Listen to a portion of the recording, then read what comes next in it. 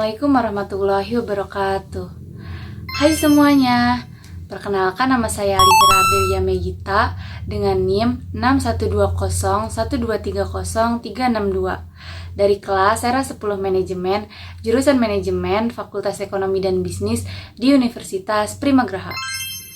Oke, jadi di video ini saya akan menjelaskan materi fungsi linier pada pajak mata kuliah Matematika Bisnis dengan dosen pengampu yaitu Ibu Indira Desta Nugraha Aini MM.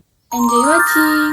Sebelumnya, kalian udah pada tahu belum sih? Ternyata pajak itu memberikan pengaruh loh terhadap keseimbangan pasar.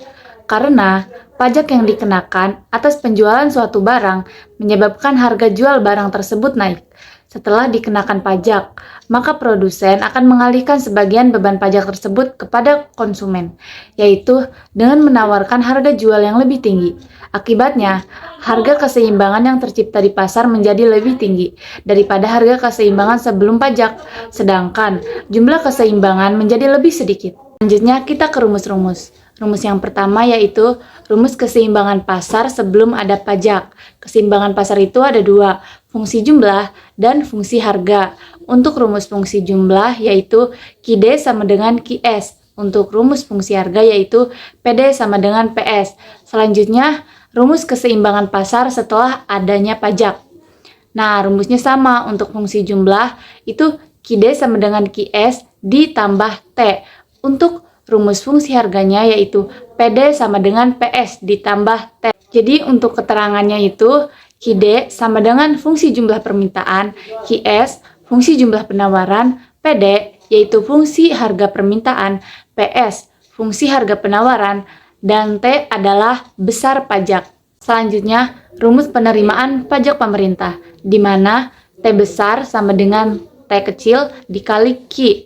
Dengan keterangan T besar itu pajak pemerintah, T kecilnya besar pajak per unit. Q adalah jumlah produk keseimbangan pasar setelah pajak.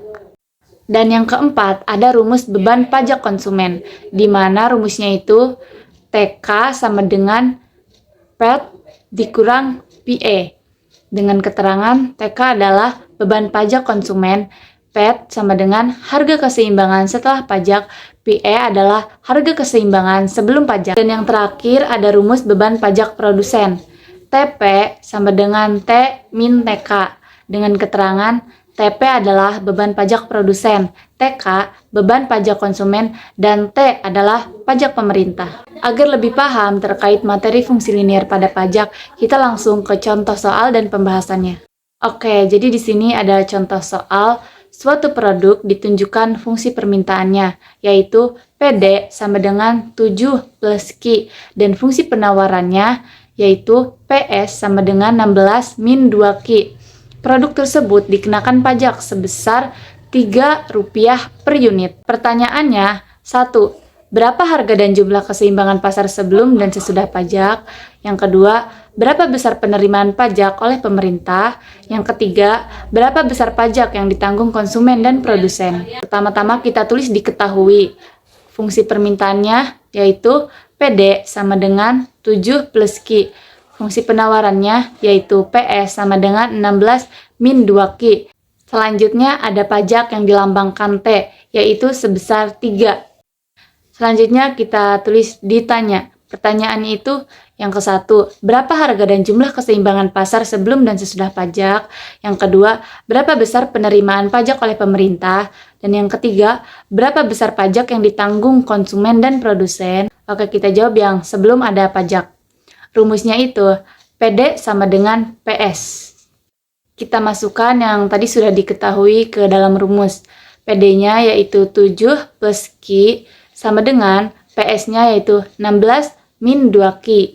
Selanjutnya kita pindah ruaskan min 2 Q ke sebelah kiri, yaitu menjadi plus 2 Q. Dan kita pindah ruaskan angka 7 ke kanan menjadi min 7. Karena di sini hanya Q saja, berarti nilainya 1 Q. 1 Q ditambah 2 Q, jadinya 3 Q. Sama dengan 16 dikurang 7, 9. Kita bagi 9 dengan 3, hasilnya 3. Karena jumlah barang yang ditawarkan adalah 3, maka harga barang sebelum pajak adalah 7 plus Q. Karena tadi Q-nya adalah 3, maka 7 ditambah 3 hasilnya 10. Kita tulis rumus. Setelah pajak, PD sama dengan PS ditambah T. PD-nya 7 plus Q, PS-nya 16 min 2Q, karena ditambah pajak, tadi pajaknya adalah 3. Kita jumlahkan 16 ditambah 3, hasilnya 19. Maka 19 min 2Q. Pindah ruaskan min 2Q ke sebelah kiri jadinya plus 2Q. 7-nya juga dipindah ruaskan ke sebelah kanan, maka menjadi min 7. Jadi, Q ditambah 2Q hasilnya 3Q. Dan 19 dikurang 7 hasilnya 12. Lalu, kita bagi 12 dengan 3 hasilnya 4. Karena jumlah barang yang ditawarkan setelah adanya pajak adalah 4, maka harga setelah pajaknya yaitu PD sama dengan 7 plus Q. Karena tadi Q-nya 4, maka 7 ditambah 4 hasilnya 11. Maka harga setelah pajaknya yaitu PET sama dengan 11. Selanjutnya kita jawab ke pertanyaan kedua. Penerimaan pajak oleh pemerintah. Maka rumusnya T besar sama dengan T kecil dikali Q. Kita masukkan ke dalam rumus. Pajaknya adalah 3 dan Q-nya. Q-nya itu yang setelah ada pajak. Maka kita tulis 4. 3 dikali 4 sama dengan 12. Jadi, besarnya penerimaan pemerintah dari pajak adalah Rp12. Selanjutnya ke pertanyaan nomor 3. Besar pajak yang ditanggung konsumen dan produsen. Kita cari dulu yang ditanggung konsumen dengan rumus TK sama dengan PET min PE. Kita masukkan ke dalam rumus. Tadi itu kan harga setelah pajaknya PET yaitu 11 dan harga sebelum pajaknya yaitu PE 10. Maka 11 dikurang 10 hasilnya 1.